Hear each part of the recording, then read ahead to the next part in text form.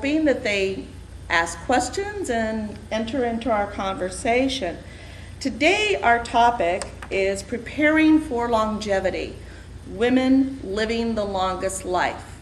And we are honored to have a younger gal here, 16 years old, Alice Merkel, and we hope that she will give us that younger person's perspective, and the older ladies will give us their perspective.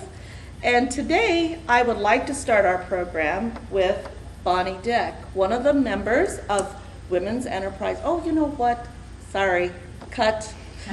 First, we need to introduce ourselves for the camera and everybody out there. So if Alice, you would please start. Hi, I'm Alice Merkel. I'm Susan Altschuler. I am Gloria Ferris with Meet the Bloggers. And I'm Bonnie Dick, and I represent CGI. I'm Julie Stanger. Claire. Oh, I thought Claire Marsh. Gladys Howson. Excuse me. Merrill E. Hardesty. Betty Woodruff.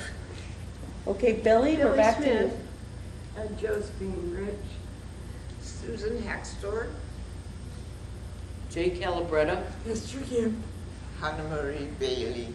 Lynn Bartle. Okay, so that's our group of women here for this conversation, and I think it's going to be probably another very rich conversations. We never know where these are going to take us, and sometimes they go way past what we started out to do, but they're always really very informative and very entertaining.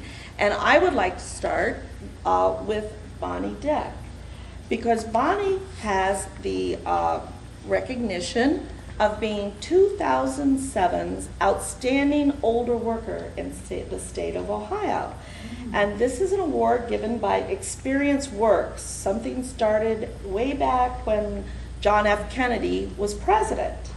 He started this honoring of the older workers in America and the value that they give to us. And she was honored at a celebration in Washington, D.C., and I thought that that would be a great place to start with our perspective on longevity of women. And here we go. Thanks very much, Gloria. It was a very exciting opportunity for me and experience, and I was absolutely just overwhelmed when Experience Works contacted me. The criteria for the award was primarily that you had to be at least 65 years old and that you had to work a minimum of 20 hours a week. So obviously I'm sorry, you're right, thank you, Lynn. 20 hours a week, 20 hours per, no, it's 20 hours per a week that I work. Confusing here. Primarily, the award, as you mentioned, was given to us by Experience Works, and I want to just touch very briefly on that organization. It was an organization that was started by President Kennedy under the name of Green Thumb, and primarily works in the rural areas, actually developing opportunities for people who are over 65 to continue in the workplace. And it has actually reached out into the more urban areas as well, and consequently that's how I became the awardee this year, or the past year, 2007. As a matter of fact, I was just going through some of the criteria this year. They're going to have that award given. The person has already been selected. I cannot tell you the name right yet, but they will get their award in October.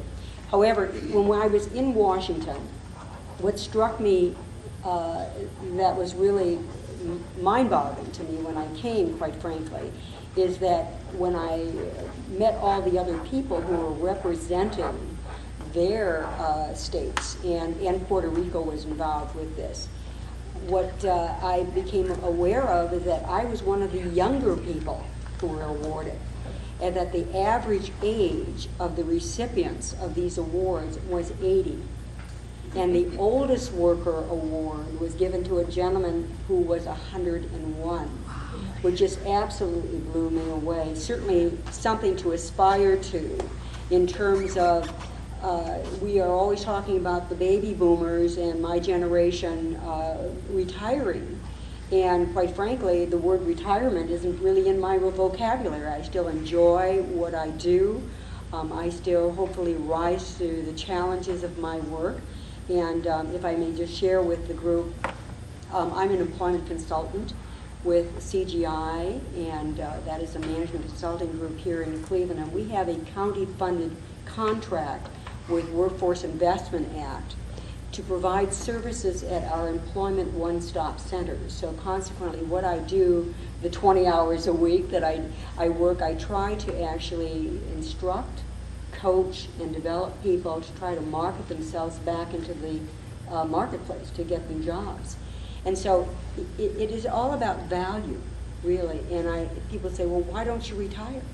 And I think that whole word retirement has been kind of plugged into our society, that when you reach a certain age, that is something that people just expect from you. And I think that what it's important to understand is that age, as we grow older, that it's just a number. You all agree? It's just a number, really. It's really attitude and how you feel about yourself and what you feel is important in your life. And if you can still, I feel that I can still certainly contribute to not only my workplace, but I contribute to the community. I'm very involved with volunteerism here in the metropolitan area of Cleveland. And it's just all about your attitude and how you think of yourself. So I think aging is something in our society, at least in the United States here, I feel that we seem to think that we should be farmed out at a certain age. And I'm going to go down fighting with that. So I don't believe that's something that we should really, I think what we should really be thinking about is the value of what we all bring here to our communities and our societies. And also with Alice at our table, I'm so excited when she joins us because we have 4 generations in the workplace today. And we all need to be able to look at how what we all bring to the table. I can learn from Alice because I know Alice has a lot more technology skills than I do. And hopefully Alice can learn from some of my experiences of working with people and interacting with people. Thank you, Bonnie. Thank you. I'm going to just restate our topic and just kind of tell you how we try to do this when we have such a great group involved in our program. Our topic today is preparing for longevity, women living the longest life.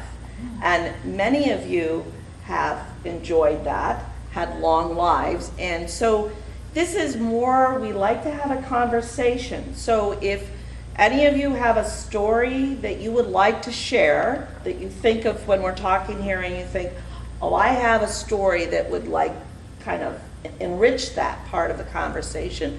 Or if you have a question for somebody, please just kind of give me the high sign and I'll acknowledge you and you'll be involved in the conversation, because this is our hope that what we're doing, we're taping this today, and we're hoping that it starts a conversation beyond today, that people will watch it.